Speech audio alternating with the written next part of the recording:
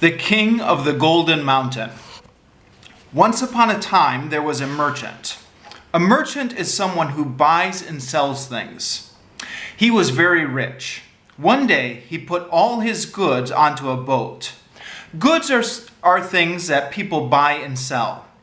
Because he wanted to take them to a faraway land to sell them and make a lot of money. But the boat sank in the water. Sink means to go down under the water. And the merchant lost everything. He went from being very rich to being very poor. One day, as the poor man was walking outside, he met a dwarf. A dwarf is like a small man. Dwarves are magical. The dwarf asked him why he was sad. The merchant told the dwarf that he had lost all of his money.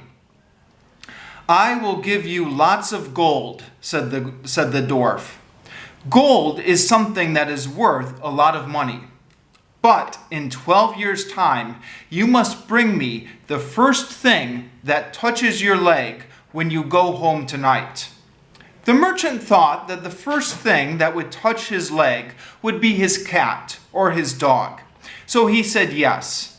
But when he came home, his little son grabbed him by the leg. Then the merchant was very sad. But when the merchant went upstairs to check his chest, the chest was still empty. A chest is a big box where you keep things. So the merchant thought that maybe it had all been a dream. But 1 month later, when the merchant was looking for something upstairs, he saw the chest again. And this time, the chest was full of money. The merchant was very happy, and he forgot all about his promise to the dwarf, and he used the money to go back into business. In 12 years, the merchant's son grew up, and one day the merchant remembered the promise he had made to the dwarf, and he felt very sad. The boy asked his father why he was so sad, and the father told him about his promise and said that he must give the boy to the dwarf. But the boy told his father not to worry. The boy had a friend who was a fairy. A fairy is a small magical creature. At night, the fairy came to talk to the boy and told him everything he should do. The fairy told the boy to draw a circle on the ground, and the fairy said that the dwarf will not be able to come into the circle. So the next day, the boy and his father went to meet the dwarf, and the son drew a circle, and he and his father sat in the middle of it. The dwarf came, but the dwarf could not enter the circle.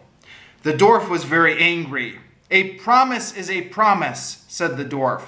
"You must give the boy to me." "I will not come out," said the boy. They talked and talked for a long time until at last they decided.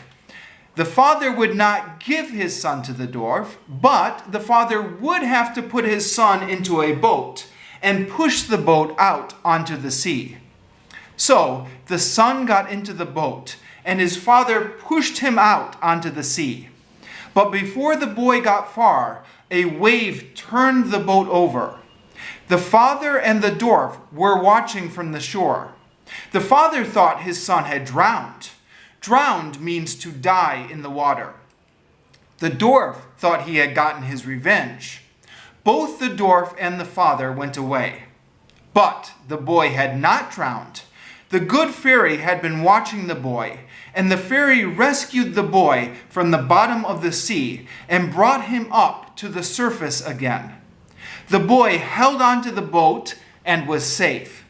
He traveled in the sea for a long time until at last he came to land in an unknown place.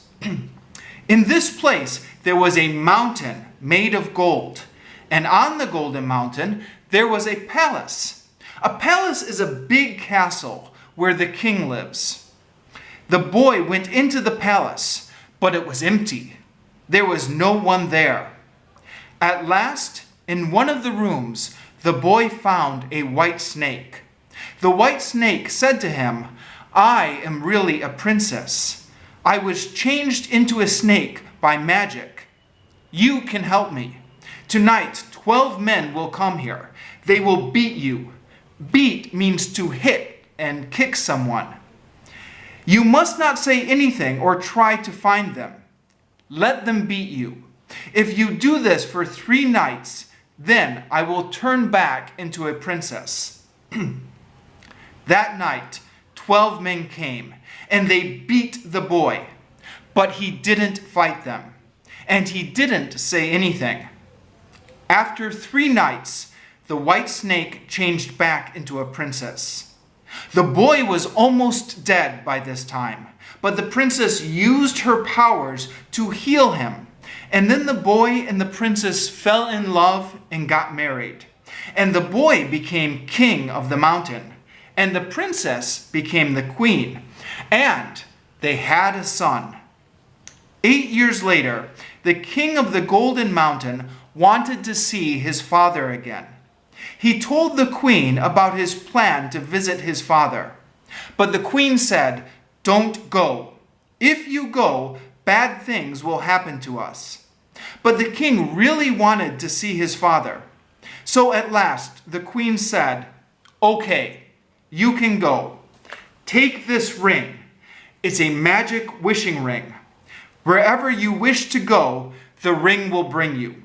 But you must promise never to use the ring to bring me to your father's house. I promise, said the king. The king took the ring and wished himself to the town where his father lived. And the ring brought him there. But when the king tried to go into the town, the guards would not let him in because his clothes were so strange. So the king had to change clothes with a farmer. And then the guards let him into the town. The king went to his father's house, and he said, Father, I am your son. But his father said, You are not my son. My son died 8 years ago. No, it is me, said the son. I am still alive. But his father would not believe him. Finally, the king showed his father his arm. As a boy, he had always had a red mark on his arm. When the father saw the red mark, he knew it was his son.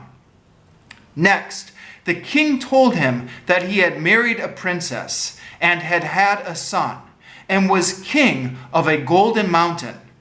This cannot be true, said his father. Look at your clothes. They are not king's clothes, but farmer's clothes.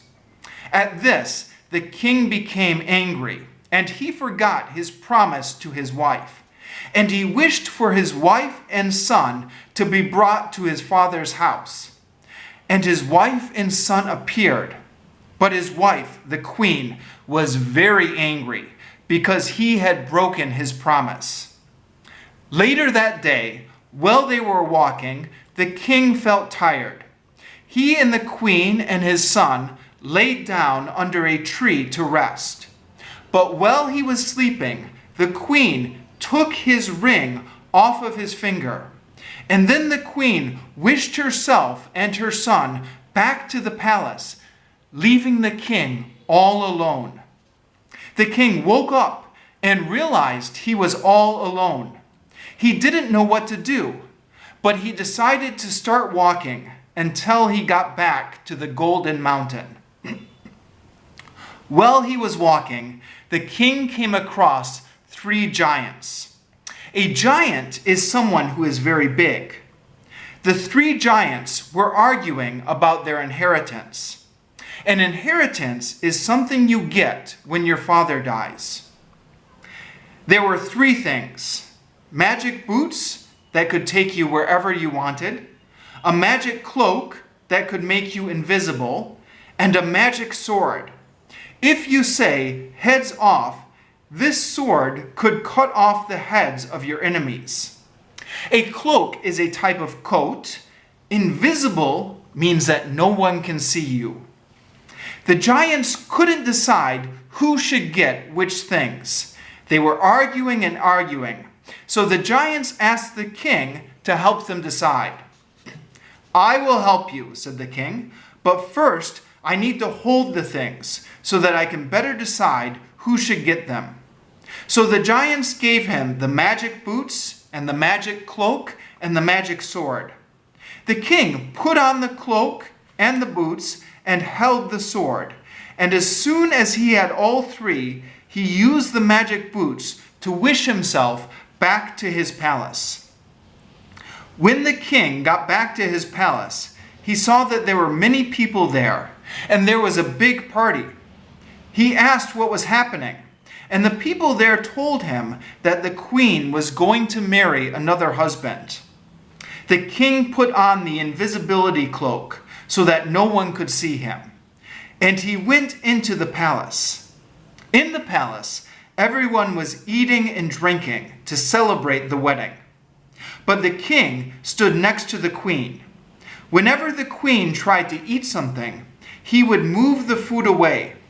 And whenever the queen tried to drink something, he would move the wine away. So the queen couldn't eat or drink anything. The queen became afraid, and she stood up and left the table and went back into her room to cry. "What is happening to me?" she asked. The king followed her to her room and took off his invisibility cloak.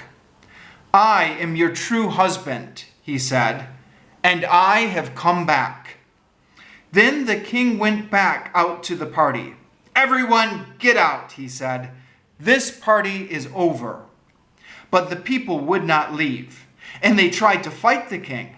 So the king took out his magic sword.